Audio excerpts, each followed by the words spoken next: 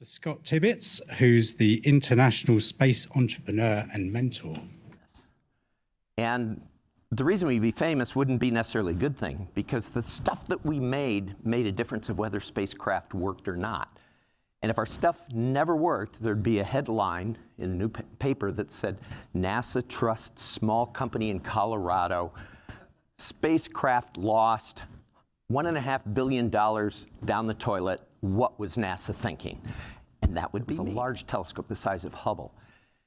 And we built the motor to open the cover so it could see. And during testing at the very end, just before launch, our motor had failed and the cover didn't open.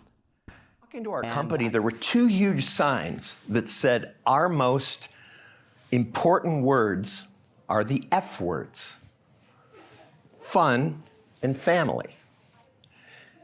And they walk into this company and they go into this little room, this little place where you disassemble hardware, clean area.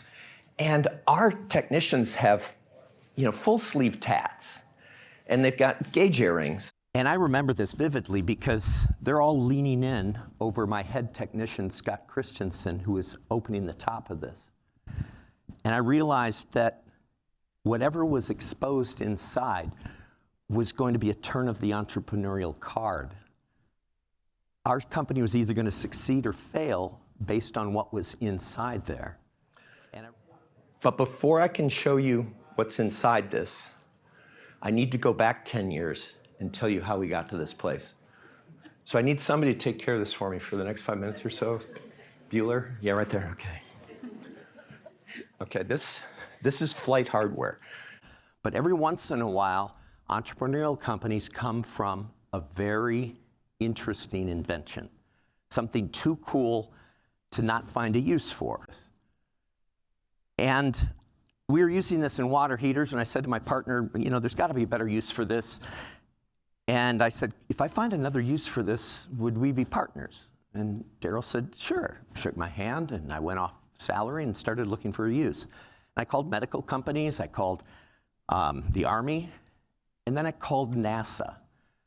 Then I just cold called NASA with this thing. And what I did was I picked up the phone book, and that was this thing that we used to get that came on our front porches that had lots of pages in it way back in the day. I'm over this hill going down into Boulder, and I thought, I just might have had a meeting that changed my life. I could start a space company. And then halfway down the hill, this reasonable voice kicks in. No way. But thank God at the bottom, I said, but just maybe. I would never have forgiven myself for not finding out. And so when we hired people, we didn't go for normal space guys. I put an ad in the paper that would say, are you tired of flipping burgers at McDonald's, good with your hands, always wanted to build spaceflight hardware, come to Starsis Research. So this is what we looked like when we were about 30 people. And the thing to look at is the smiles. These aren't people that are rocket scientists. These are people that we can't believe we're being allowed to build spaceflight hardware. Vomit Comet is what NASA calls it. It's a 707 they've taken all the seats out of, and you test your hardware on this, because this is the only way you can be in zero gravity on Earth. And so you go in this plane, you take off from Houston, you go out over the Gulf, and 40 times in a row, the plane goes from 30,000 feet to 20,000 to 30,000. You'd think that the CEO and the vice president are the ones that get to go. But what we did was, whoever wanted to go on the Vomit Comet, we had 5 seats, only 2 of which we had to have there. So anybody could put their name in a hat, and whether you're in the front desk or the vice president, and you'd have a chance to go on the Vomit. It's all about people having fun on this. Here's Matt doing what's called a Superman, which is an amazing experience to go from the back to the front of a plane. And then what they do is, here's one of the flight directors, they just squirt water in your eyes, and it becomes like goggles. You open your eyes, it's like you're underwater. So we were serious about fun. So it's 10 years later, and Scott has this, and he leans over, he unscrews it, everybody's looking in. Then he pulls off the top, and everybody peers in simultaneously. And it looked like a Swiss watch inside. It was beautiful. The colors that it was anodized, it was just extraordinary. And all these NASA people, you could feel tangibly this feeling of them going, our hardware doesn't look like that. It can't possibly be this hardware. Scott, it's a friend. We're going to Mars. I just got out of a meeting. We got a big problem. JPL we decided to build the motors for the Mars rovers, but they're not working out, and we're going to miss the launch window. And they've decided you're the only solution, your company. And you're going to get a call tomorrow.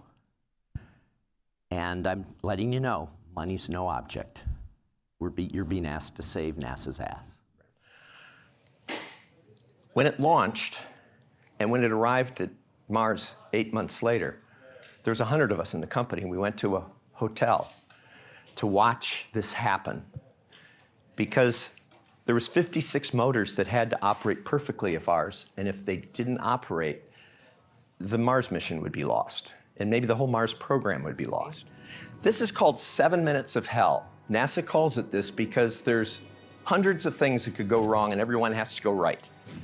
And if anyone goes wrong, you're not going to be on Mars. So we are all on the edge of our seats because we're about to find out what happens, and then the feed goes dead. And being a part of it. But then I noticed something. This little smudge right here. And so I clicked in. And it was our logo. And this is the best piece of product placement ever. This beats the heck out of a Coke can in a, Ted Lasso film. And I went in the next day to the company, and I said, I showed this picture. I said, do you guys know our logo's on the surface of Mars? And this guy in the back raises his hand, Kyle Hickey, says, I do. I said, what do you mean, Kyle? What do you mean? I said, oh yeah. About 2 years ago, I was designing this thing. I had to put the logo somewhere. So I looked up on the NASA website to see where the first picture was going to be taken. And I just put it there as kind of a gift to you guys. So you can imagine this sort of dropped jaws, and then he ended up getting a standing ovation. But there is... Every month, everybody would vote for who had the biggest heroic effort and who had the biggest screw up in the company. And we'd vote, and they were both held as importantly, because the blunders let us know that we could share our mistakes. Everybody makes mistakes, and we learn from them. Family isn't always the good stuff. Kurt was an engineer of ours. He went out on a run at noon, and he's about 45 years old.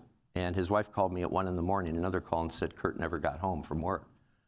We got in our cars, me and Carla, and started driving around Boulder. And 9 the next morning, Carla brought her kids to our company for safekeeping.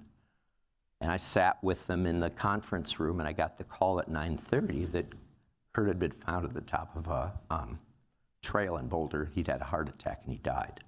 People could contribute their vacation, and we would match that with cash. So if somebody put in 2 weeks of vacation, we'd turn it into money, and then the company would match it for cash. And a week later, we had the kids come in, and we gave the mom a check for $50,000. So this was on the spacecraft. You can imagine what the technicians thought as they went and saw it and took a look at it. The two kids, put their little thing on there, the Carla did, and the mother. And they got to say something to their dad in heaven and do it for real. And boy, does that bring you together as a family, dealing with grief in the right way. NASA. And in the 1990s, he was the first person to grow crops in space. He grew potatoes. Hugely proud of that. I go to see The Martian having no idea what the movie's about. And some of you know where I'm going. I'm watching this. And Matt Damon is saved by potatoes growing in space. And I watched this, and this is my dad's research. And you can imagine what that was like for me. My God, you know, my dad's legacy. And then you get halfway through the movie, he goes to the other side of the Mars. And do you remember he unburied a rover and used the motor? Guess who made that motor? Our company. So my dad saved Matt Damon's life at the one side of Mars. I saved his life on the other side of Mars. Flew from the garage to Mars. Thank you very much. Thank you. Thank you.